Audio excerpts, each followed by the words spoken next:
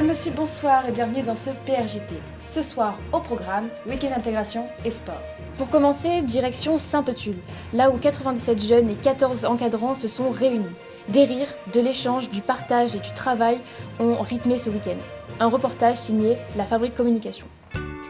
Ils sont presque une centaine de jeunes de toute la région Provence-Alpes-Côte d'Azur à participer à ce week-end d'intégration.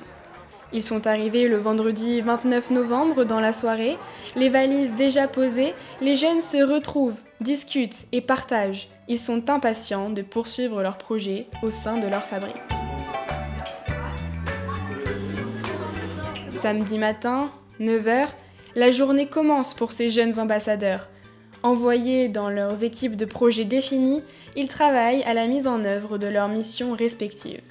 Mais avant ça, les animateurs du PRJ ont organisé de nombreuses activités permettant aux jeunes de s'exprimer à l'oral et d'améliorer leur éloquence. Les fabriques Europe, développement durable, sport, citoyenneté et communication ont effectivement mis l'accent sur l'ouverture d'esprit. Jeux de diction, débats mouvants, prises de position ont permis de forger l'esprit critique de ces futurs citoyens. Ici, on apprend à s'écouter, à défendre son opinion et à respecter celui des autres. Le week-end d'intégration du Parlement régional de la jeunesse est ainsi l'occasion pour les jeunes de grandir et de sortir de leur zone de confort.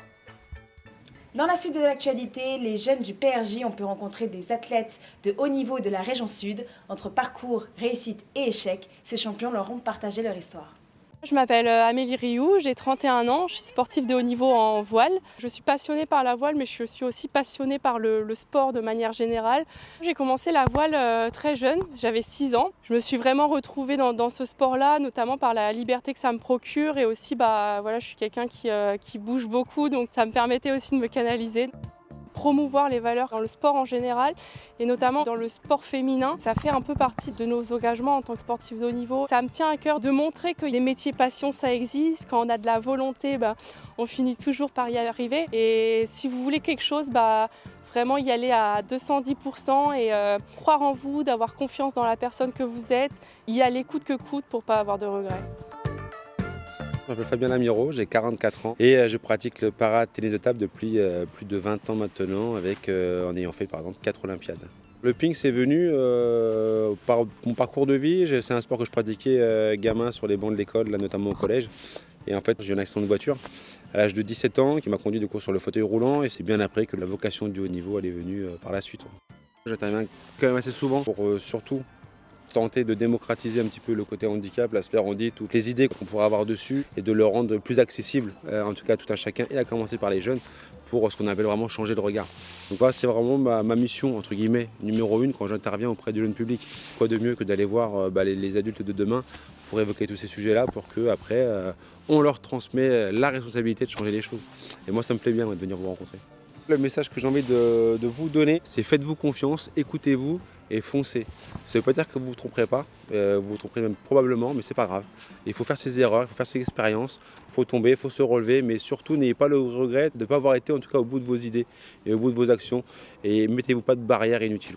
Et pour rester dans une dynamique sportive, après de nombreuses activités, les jeunes étaient nombreux sur la piste à danser pour ne rien manquer de leur dernière soirée.